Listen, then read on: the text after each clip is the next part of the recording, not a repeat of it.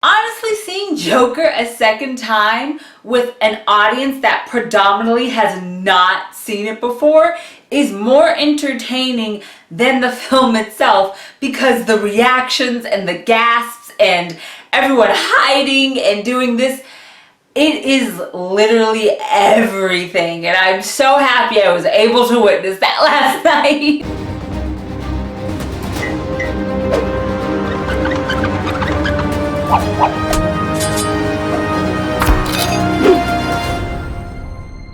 Welcome back, Gothamites. If you're new here, hi. I'm London, aka History of the Batman. Last night I was invited by the people at American Cinematheque to attend their Joker 70mm screening at the Aero Theater in Santa Monica, California. They show fantastic screenings from older films to films of today, and they also hold incredible Q&As with either directors, producers, actors that are part of these films. And last night, not only was it a Joker screening, but they had the director of Joker, Todd Phillips himself, sit down and answer a few questions. And that was literally so cool. It was a wonderful experience. So first, I wanted to thank the team at American Cinematheque for inviting me to come. It was a blast, especially since I was able to take my sister as my date for the evening, and she had not seen Joker before. And oh my goodness, she was just shook. I don't know another word to describe it, because as the movie progressed, she was hiding more and more and more under her jacket, or covering her face, or telling me, no, this can't be it. Like, just that alone made the experience for me so amazing. Not only do I want to briefly highlight a couple things that Todd Phillips did bring up in the Q&A that I find fascinating and that I think you guys would find fascinating, but I also want to give a very short reaction to seeing Joker a second time. Because trust me, if I could have seen Joker 10 times, I would have already. Seeing it again, you can focus more on Joaquin Phoenix, even though he's in literally every frame of the film. How can you not?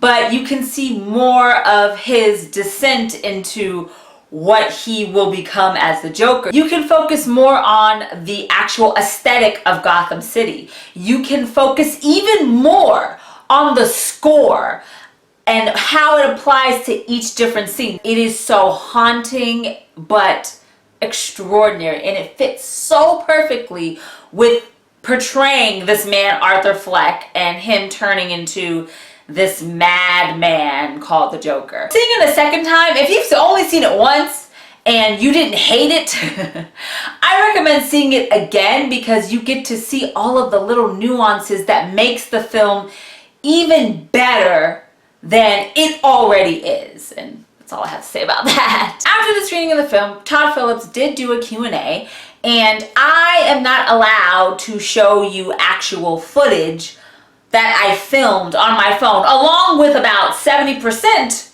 of the audience there filming the Q&A, but I can give you a little bit of detail about what he was saying. And I'm only doing this just so I don't get into apparently legal troubles. The Q&A was very insightful, I think. First off, congratulations to Joker, because this past Friday it literally crossed $1 billion worldwide, and that is a feat. Not only is it the first R-rated movie to cross the $1 billion mark, but it is also the highest grossing R-rated movie in cinematic history. So, like, bravo, it's crazy. So of course the moderator brought that up first, because it was literally the day that it crossed $1 billion, and Todd Phillips was very thankful, a little surprised, but still super happy that it got to that point. And he even said that Warner Brothers told him it was because there were a lot of repeaters, in a sense, that went to go see the movie. It's people like me who, if I could, I would see it 5 times. Or a woman who asked a question there who has seen it 23 times. Which, girl, even Todd Phillips said something like, that's problematic. Like, It's crazy. It is an astounding feat for an R-rated film to cross such a huge milestone. Similar to what I said about my reaction seeing it a second time, the moderator even brought up that when you watch the film, even though it is a character study on Arthur Fleck, which I have discussed in my reviews, whether it's the trailer review or the regular review, which I will link all of my Joker related videos that I have discussed in the description below, because unfortunately it's like about 5 of them. This month and a half has been busy. But what I found interesting that TODD PHILLIPS noted about it is that when it is a character study that has such a focal point on one particular character, like 98% of the film is just about Arthur Fleck, everything becomes somewhat of a character study.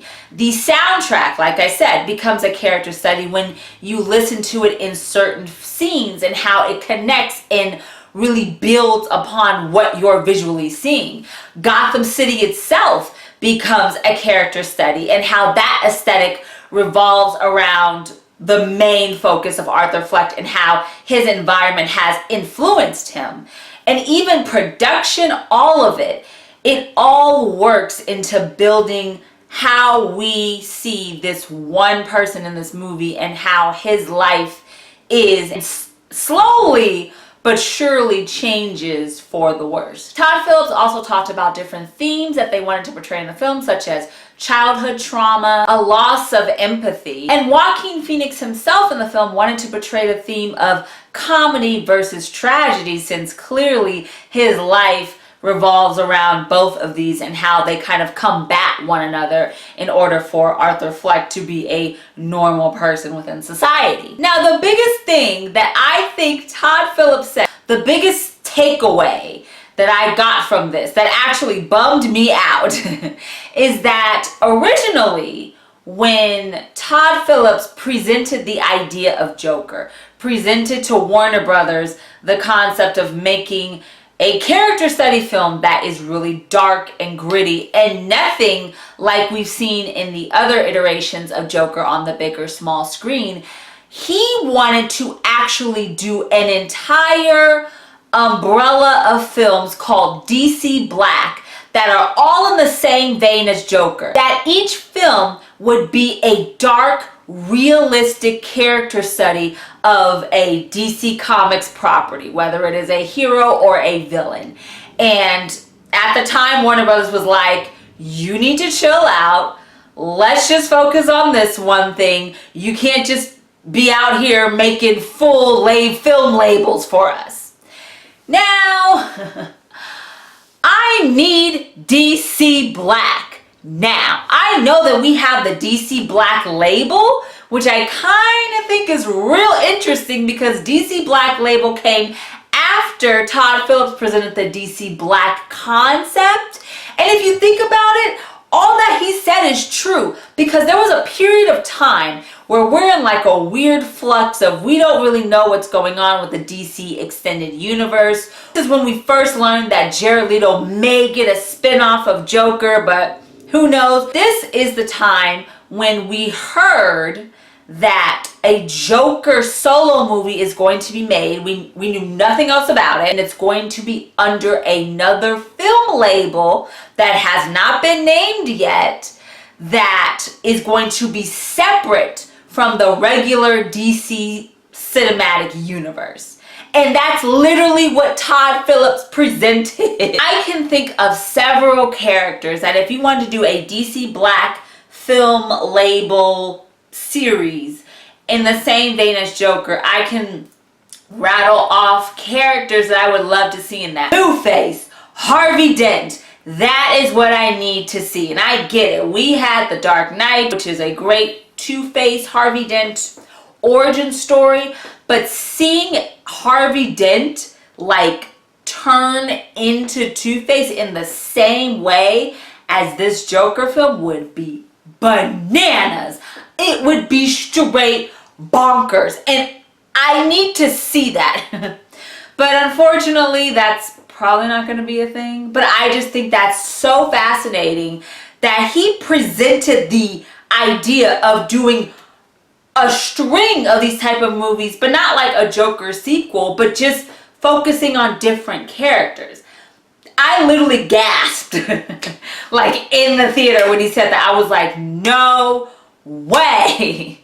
Warner Brothers, baby, what is you doing? I do think that would be such a sick idea of having a DC Black film label. Crazy. Todd Phillips talked about the now tourist attraction of the Shakespeare steps that are in the Bronx, that are, of course, the main steps in the poster in the film, and now people have been going to the stairs and either posing like Joker or dancing or taking pictures. And literally he said on Google Maps, if you type in the address, which is like Shakespeare and 167th Street or something to that nature, it now says Joker stairs or Joker steps or something. Like, it's not even Shakespeare stairs anymore. So sorry, Billy. Joker has taken over. Another topic that Todd Phillips discussed was kind of what I felt like when I first watched the movie, and that was I have empathy for Arthur Fleck, even though he's committing these horrible atrocities. He's murdering people. He's creating literal riots in Gotham. He's a mess. Todd Phillips kind of discussed that, and in the most paraphrased way possible. Todd Phillips wanted to do an origin story of a villain where the audience actually sees him as a hero and not a villain, and they're rooting for him throughout the movie. They're like, yes, yes, go, go, until you get to a point where you're like, I can't roll with you anymore because you're just way out there. And as Todd Phillips called him in the Q&A, a sociopathic narcissist. He wanted that. He wanted to present an origin story and present someone that you feel bad for. That you're like, that's lame. Even though you know, you're going into the movie knowing that this is about a villain.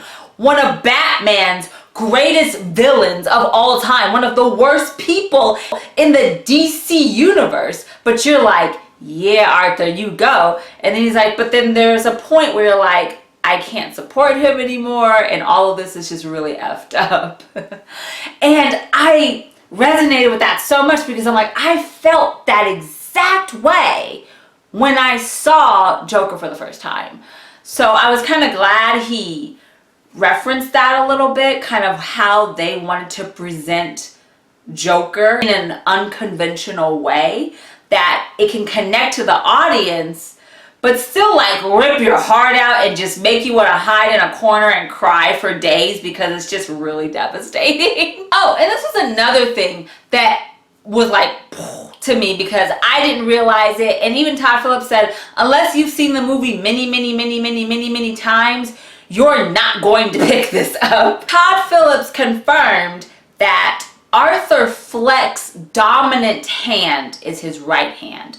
But when he is in the Joker mind state or is fully Joker at a certain point in the film, he's left-handed. So when he's writing in his joke book, whether it's jokes or his feelings about his mental health that the health specialist wanted him to write, and it looks like scribbles, the handwriting is really bad. It's because he's writing with his left hand. He even talked about how that even develops. And of course, it was Joaquin Phoenix's idea after shooting the scene of Arthur Fleck going on the Murray Franklin show and killing him on air. He figured, oh, I need to shoot him with my left hand because Robert De Niro, who plays Murray Franklin, is sitting on my left, even though I'm right-handed. So from that, Joaquin Phoenix said, why don't we just make that entirely part of Arthur Fleck's character? That when he's himself, he's right-handed, but when he's Joker, he's left-handed. I thought that was crazy. I love stuff like that. Stuff like that's crazy. Of course, Todd Phillips talked about the development of the look of the Joker, that they didn't want to go with the regular falling into a vat of chemicals because since they're going for hardcore realism, they I mean, honestly, if someone did fall into a vat of acid or chemicals, they probably are going to come out with white skin and green hair and a permanent grin and look like Joker. They'll probably, you know, die or something. So they wanted it to be more realistic. And they said, oh, so if we had to paint his face white and we had to dye his hair green, why would that have to be? And then that's how they connected it to, oh, maybe we should make him work with like a clown agency. So it makes sense that he already dresses up as a clown or looks like a clown, and then that just kind of develops into his full final Joker look. One thing that I really liked, and I'm so glad they talked about it, was, and someone asked from the audience this question, was how they developed his laugh. And what I appreciated, I always appreciate anything when it's taken from comics. Todd Phillips, he basically said, you read a comic that has the Joker in it, a lot of the times you'll see ha ha ha ha ha's surrounding him in his, you know, word bubble. Just the ha-has are literally surrounding him because that's Joker. So they wanted to have Arthur Fleck literally be a walking word bubble of ha-ha-has, and Joker in the film, or Arthur Fleck in the film, had 3 distinctive laughs. He had his affliction laugh, which is the involuntary laugh that is actually a real condition. Drea in our Joker panel actually goes into very fascinating detail about the real life condition that is the involuntary laughter that Arthur shows. There is the I want to fit into society laugh, so I'm going to try my best to laugh at jokes that other people around me are laughing at. It doesn't sound like my laugh is genuine, but I'm trying my best. The last laugh, which is, he said, is probably his favorite, is the laugh at the very end, because that is the only time in the film that Joker laughed genuinely. And I think out of that conversation about the development of the laughter, what I really liked was that Joaquin Phoenix himself wanted to show what pain would look like if it was in the form of laughter. And I was like, wow, I can see that. I can see that in the film. I can see how he would tie that into Arthur Fleck's character. All of the different behind the scenes things that Todd Phillips referenced or other people asked him about, all very eye-opening. I love hearing from the director's perspective about this particular film because it is out of the box. You gotta admit, Joker is an out of the box. It's very bleak, it's very depressing. It's horrific at times, but it is an out-of-the-box way to present this DC Comics IP.